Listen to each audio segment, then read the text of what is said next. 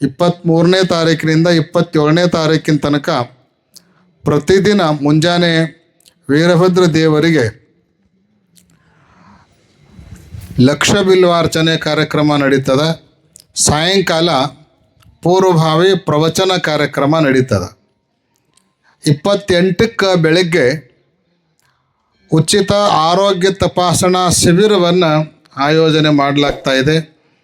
ಭಾಳಷ್ಟು ದೊಡ್ಡ ದೊಡ್ಡ ತಜ್ಞ ವೈದ್ಯರು ಆ ಆರೋಗ್ಯ ತಪಾಸಣಾ ಶಿಬಿರದಲ್ಲಿ ಪಾಲ್ಗೊಂಡು ನಿಮ್ಮೆಲ್ಲರ ಆರೋಗ್ಯವನ್ನು ಸರಿಪಡಿಸೋದಕ್ಕೆ ವ್ಯವಸ್ಥೆಯನ್ನು ಮಾಡಿಕೊಳ್ಳೋರಿದ್ದಾರೆ.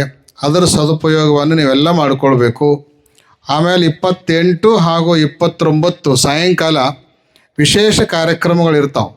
ಸಾಂಸ್ಕೃತಿಕ ಕಾರ್ಯಕ್ರಮಗಳಿರ್ತವೆ.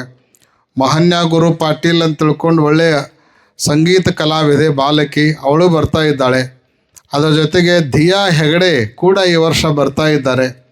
ಆಮೇಲೆ ನಮ್ಮ ಜನರಿಗೆ ವಿಶೇಷ ಮನರಂಜನೆ ಸಿಗಬೇಕನ್ನೋ ಭಾವನೆಯನ್ನು ಇಟ್ಕೊಂಡು ಈ ಸರ 29ಕ್ಕೆ ಜಾದೂಗಾರನ ಕರೆಸೀವಿ. ಜಾದೂಗಾರ ಬರ್ತಾ ಇದ್ದಾರೆ. ಆಮೇಲೆ ಹಾಸ್ಯ ಕಲಾವಿದರು ಬರ್ತಾ ಇದ್ದಾರೆ. ಆಮೇಲೆ ಈ ಭಾಗದಲ್ಲಿ ಬಹಳ ದೊಡ್ಡ ವಿಕಾಸವನ್ನು ಮಾಡಿರುವಂತಹ ಒಬ್ಬ ಹಿರಿಯ ರಾಜಕಾರಣಿಗಳು ಅಂದರೆ ಅದು ಪ್ರಕಾಶ್ ಹುಕ್ಕೇರಿ ಅವರು. ಅವರಿಗೆ ವಿಕಾಸ ವೀರ ಅನ್ನುವಂಥ ಪ್ರಶಸ್ತಿಯನ್ನು ಕೂಡ ಈ ವರ್ಷದ ಕಾರ್ಯಕ್ರಮದಲ್ಲಿ ಕೊಡುವಂತಹ ಯೋಜನೆಯನ್ನು ಹಾಕಿಕೊಳ್ಳಲಾಗಿದೆ. ಇಂಥ ಅಪರೂಪದ ಎಲ್ಲ ಕಾರ್ಯಕ್ರಮಗಳಲ್ಲಿ ನೀವೆಲ್ಲ ಬಂದು ಪಾಲ್ಗೊಳ್ಬೇಕು. ಯಥಾ ರೀತಿ ಪ್ರತಿ ವರ್ಷದ ಪದ್ಧತಿಯಂತೆ 30ನೇ ತಾರೀಕಿನ ದಿವಸ ಬೆಳಗ್ಗೆ ಸಾಮೂಹಿಕ ಅಯ್ಯಾಚಾರ ಮತ್ತು ಲಿಂಗ ದೀಕ್ಷಾ ಕಾರ್ಯಕ್ರಮ ಇರ್ತದೆ. ಎಲ್ಲ ಯಾರ್ಯಾರು ದೀಕ್ಷಾ ತಗೊಂಡಿಲ್ಲ ಅವರೆಲ್ಲರೂ 30ನೇ ತಾರೀಕಿಗೆ ಯಡೂರಲ್ಲೇನೆ ಕ್ಷೇತ್ರದಲ್ಲಿ ಸಾಮೂಹಿಕ ಅಯ್ಯಾಚಾರ ಲಿಂಗ ದೀಕ್ಷಾ ಕಾರ್ಯಕ್ರಮ ಇರುತ್ತೆ.